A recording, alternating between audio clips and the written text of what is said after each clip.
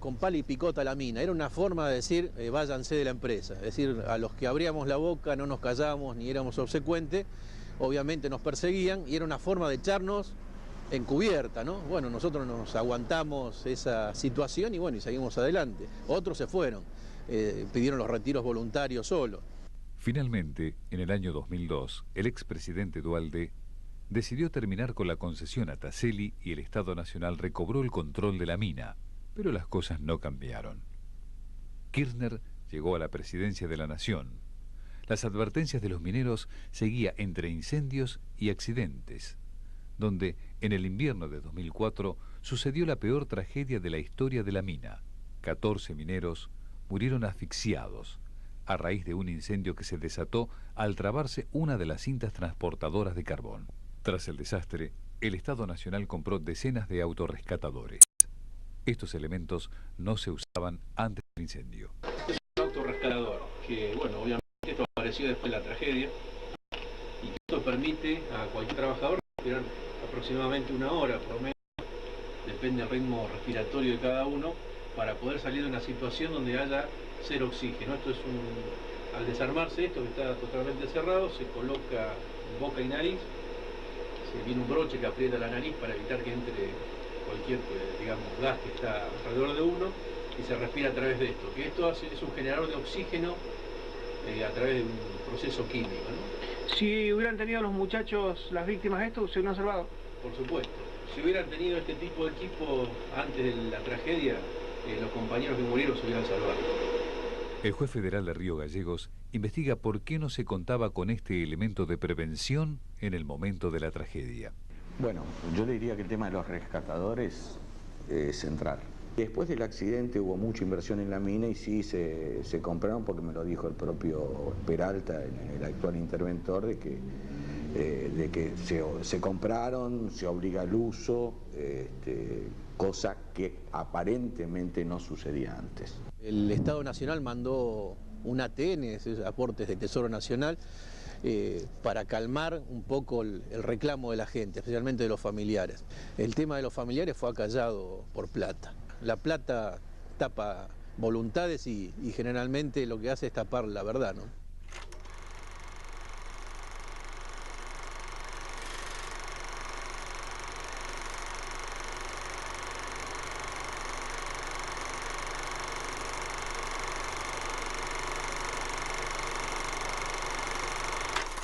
Las actividades del exgobernador Kirchner durante la dictadura militar siguen dando lugar a las críticas de la oposición. Yo en esos años me desempeñé en la conducción de la Federación Argentina de Colegios de Abogados. Recuerdo muchos apellidos, muchos nombres, no voy a hacer ahora el listado de gente que intervino, de abogados que no tenían nada que ver con extremismos ideológicos, pero que cumplían con el deber del abogado, que era dar patrocinio al letrado a todo aquel que requería o necesitaba una defensa. Pero nunca jamás vimos el nombre de la pareja presidencial actual.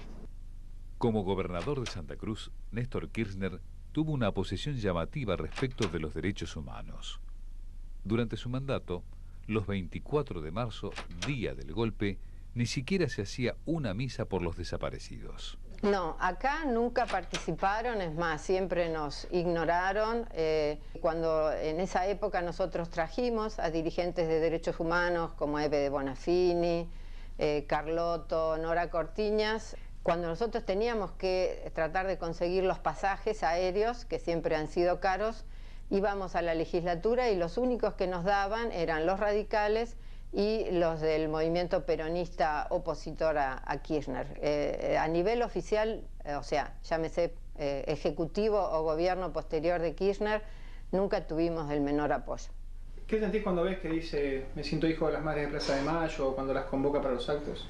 Bueno, yo me siento muy dolida, primero por mucha gente que se cree ese discurso y segundo porque he visto que muchas madres de Plaza de Mayo y abuelas por distintos motivos se han embanderado al lado de Kirchner, ¿no? Motivos yo considero algunos positivos y limpios y otros motivos no tan claros, ¿no? Yo formé parte, junto con la militancia del Partido Obrero de aquí, todo el tiempo de los movimientos de derechos humanos que se formaron aquí en Río Gallegos. En primer lugar la Asamblea por los Derechos Humanos, la Asamblea Permanente, fue en la época del 85, y después fue tomando distintos nombres, y la Comisión de Derechos Humanos y demás. Y jamás ellos se arrimaron a participar en este tipo de comisiones, nunca estuvieron en un acto del 24 de marzo, nunca estuvieron presentes en ninguna acción, ni declarativamente ni prácticamente. Es decir, yo he recibido personalmente en mi casa a Eve Bonafini en aquella época, y Eve Bonafini jamás fue recibida por Kirchner, ni siendo intendente, ni siendo gobernador, ni teniendo ninguno de los cargos que ostentó aquí en la provincia de Santa Cruz desde el 87 en adelante. Y es el campeón de la hipocresía en el mundo, yo creo, porque esto es evidente, ¿no? Lo lamentable es la actitud que ha tomado Eve Bonafini, pero es evidente que este hombre está utilizando el tema de los derechos humanos como un factor de distracción. En marzo del 2002, el justicialismo santacruceño lanza un plan de ajuste y los cacerolazos estallan frente a las sedes de la Municipalidad de Río Gallegos y la Gobernación. Profundamente enojado por las manifestaciones callejeras, Néstor Kirchner reacciona con furia.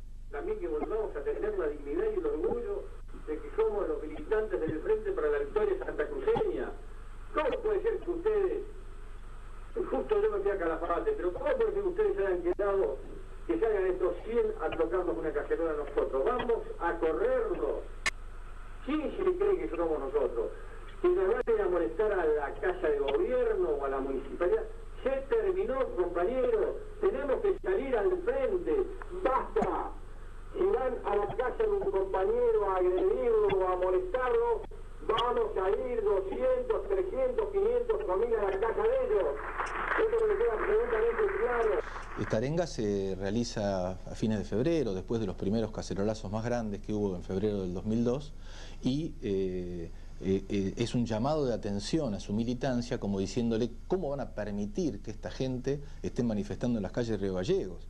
A estos hay que correrlos, a estos hay que... Entonces ahí se lanza, digamos, una voz de orden, y ya desde ese momento en adelante sabíamos que en cualquier momento los matones nos iban a encontrar en alguna esquina, ¿no? ¿Cómo puede ser que los compañeros a veces se queden callados y permitan este tipo de cosas? Hay que salir a defender. No podemos permitir que agredan ni más la municipalidad, ni más ninguna estructura que corresponde a nosotros. Somos muchos, salgamos a la calle y se terminó. Cortar la casa que va a poner un compañero nuestro, estamos a 10 casas de ellos, sin ningún problema, que lo vayan saliendo. Pocos días después del encendido discurso de Kirchner, la siguiente marcha de los cacerolazos terminó en una emboscada con más de 20 personas agredidas. Bueno, mirá, nosotros habíamos marchado a la Feria del Libro después del cacerolazo en el centro. Estábamos recorriendo junto con todos los compañeros pacíficamente la zona, pasamos por la puerta de la radio FM del Carmen, y adentro de la radio del Carmen había un grupo de matones que después se complementó con varias camionetas que vinieron desde la Casa de Gobierno, y entre ellos incluso concejales, el que comandaba el operativo era Rudy Ulloa, y allí, bueno, se bajaron de las camionetas, empezaron a correr y a dispersar a los manifestantes. En un primer momento yo traté de calmar a los compañeros, de mantenerlos unidos, pero se produjo un desastre allí de corridas y demás, y entonces apenas me identificaron que estaba yo, uno gritó, ahí está Del Pla, ahí está Del Pla, bueno, y me entraron a correr con palos un grupo de matones, me metieron 2 palazos en la cabeza, me dejaron tirado en el piso, me tuvieron que ayudar varios compañeros para recuperarme, y cuando llegamos a hacer la denuncia en la comisaría, les reclamamos al comisario que tenía cabizbajo estaba, porque el tipo como que nos estaba diciendo que no tenía forma de impedirlo porque tenían orden de zona liberada, y se lo reconoció a uno de los compañeros que estaba con nosotros de que él tenía orden de no intervenir en ese tema.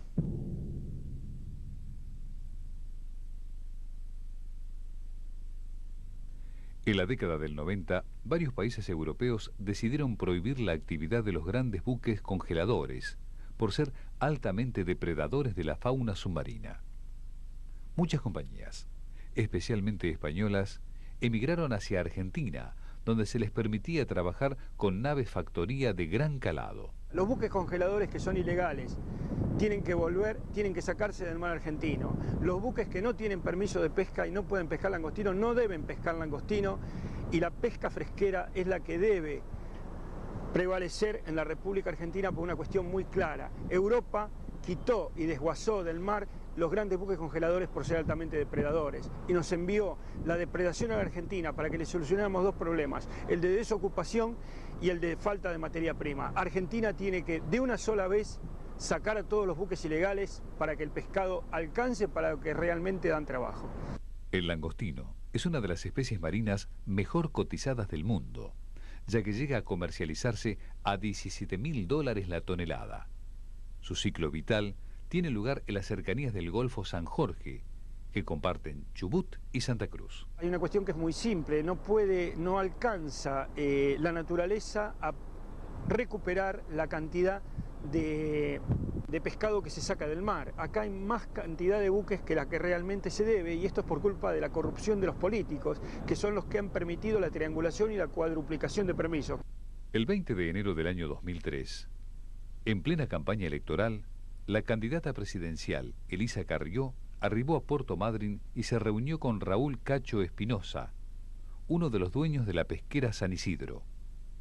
El empresario le denunció a la diputada del ARI que la firma Conarpesa, de origen español, pescaba en los santuarios del langostino sin que las autoridades santacruceñas la sancionaran. Básicamente él me denunció todas las irregularidades, las coimas pagadas por los permisos de pesca, las vinculaciones de Conarpesa con Kirchner y con negocios que no solo tenían que ver con la pesca, sino que también podrían involucrar droga. La relación entre la familia Álvarez, dueños de Conarpesa, y los Kirchner era muy estrecha, al punto que tanto Cristina Fernández como el actual presidente de la Nación participaron en numerosas ocasiones de actividades de la pesquera. En algún momento Espinosa le denunció a Carrió, por ejemplo, que Conarpesa colaboraba con la campaña del Frente para la Victoria de Kirchner para presidente. Sí, aparte no solamente no era una denuncia de Espinosa, sino que era visual en Madrid y en otros puntos del país, en los cuales se vinculaba al presidente Kirchner con Conarpesa. O sea, Conarpesa tenía un equipo de básquet acá en la ciudad, cuyas camisetas estaban con la inscripción de Kirchner. Eso era voz populi el tema, ¿no? Espinosa nunca llegó a aportar las pruebas de la actividad ilegal de Conarpesa en los santuarios del langostino, ya que 10 días después de la reunión con Elisa Carrió fue ultimado de un balazo en el pecho en el exterior de su propio domicilio y junto a su joven esposa. Entonces yo le pedí información, me dijo que me iba a dar la documentación 10 días después y bueno, 10 días después lo mataron. Siempre me quedó la profunda sospecha de que como yo salí en todos los medios, como dije, estoy conociendo lo que es la mafia de la pesca, está claro que fue el límite que no debía pasar Espinosa, por lo menos respecto de los Álvarez Castellanos. Conarpesa tiene todo tipo de irregularidades y tiene todo tipo de impunidad. Comprobaron buques pescando dentro de lo que son los lugares de conservación más importantes de procreación del langostino, en el área de Mazaredo. Conarpesa ha hecho lo que ha querido. Las empresas no tienen control, pescan sin control. Conarpesa más que ninguna porque es emblemática. Este tipo Álvarez es un hombre de una catadura moral muy especial. En la escena del crimen fueron ubicadas 2 personas, ambas con antecedentes delictivos. Quien disparó el arma tuvo una precisión profesional, un solo tiro que resultó fatal, ya que fue directo al corazón. El calibre habría sido 9 milímetros. Los 2 acusados por la justicia fueron un bonaerense llamado Ademar Araujo, a quien se le encontró un documento a nombre de Ojeda, y José Segundo, un delincuente menor de Puerto Madryn a quien se apodaba El Visco. Ambos terminaron detenidos. En rueda de presos, la viuda de Espinosa pudo reconocer a uno de los presuntos asesinos de su marido, José Segundo. La bala encontrada en las cercanías del lugar del crimen coincidía con la pistola 9 milímetros recuperada. Las pericias indicaron que la bala que hirió de muerte al empresario dio en la parte posterior de su BMW y terminó rebotando hasta la vereda opuesta a 24 metros de distancia. La investigación siguió avanzando y la policía detuvo a una tercera persona. Se trataba de José Remigio Guevara, un custodio de Conarpesa, acusado de pagarle el pasaje y el hotel a Ademar Araujo para que éste consume el asesinato. Este elemento motivó el allanamiento de la pesquera y la firme vinculación de la firma con el crimen. La causa comenzó a rozar el poder. Fernando Álvarez tuvo que presentarse a declarar en los tribunales de Madrid y más tarde se pidió la captura internacional de él y su padre. Pero la conmoción no terminó allí.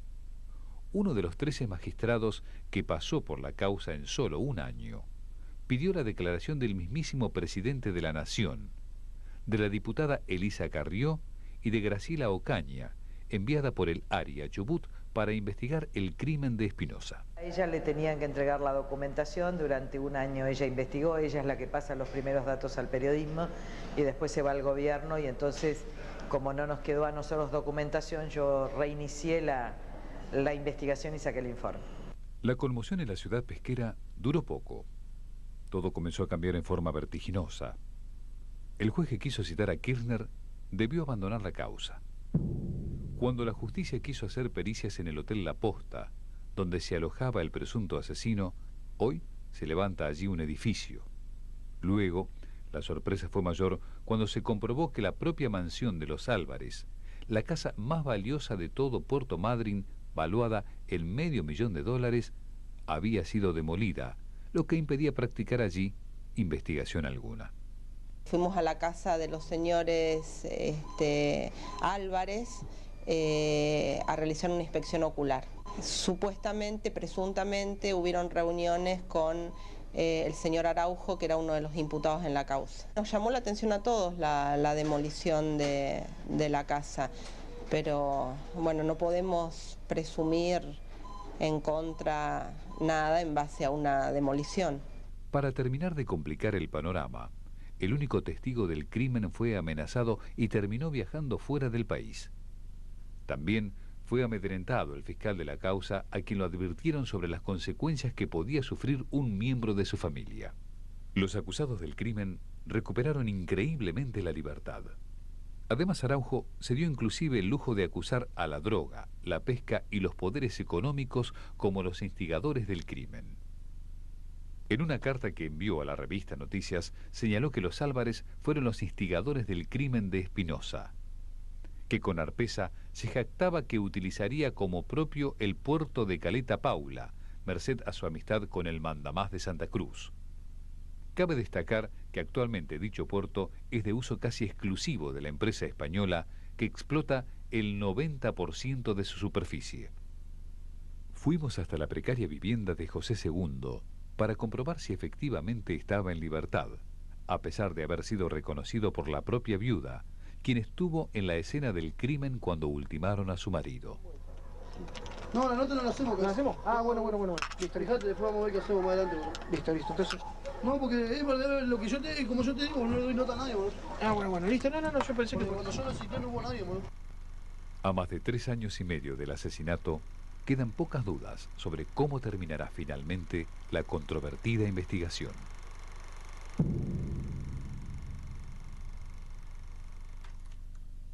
La concentración de poder de parte del presidente en este momento es síntoma que quiere hacer lo mismo.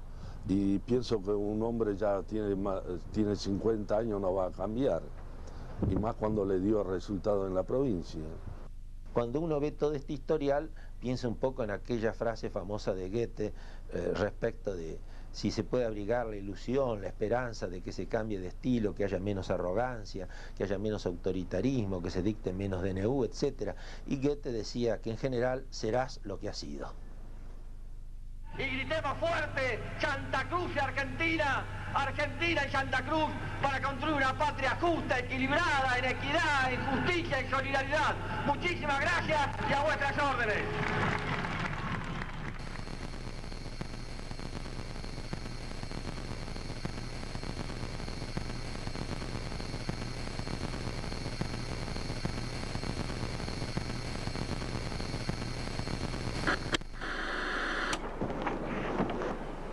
Yo, Néstor Carlos Kirchner, juro por Dios, nuestro Señor y estos santos evangelios,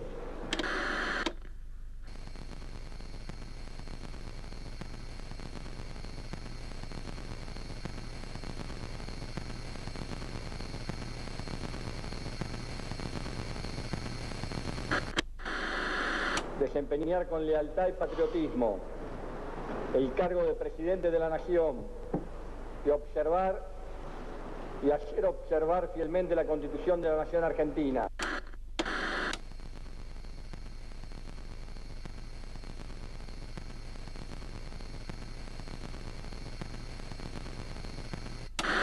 Si así no lo hicieren, Dios y la patria me lo demanden.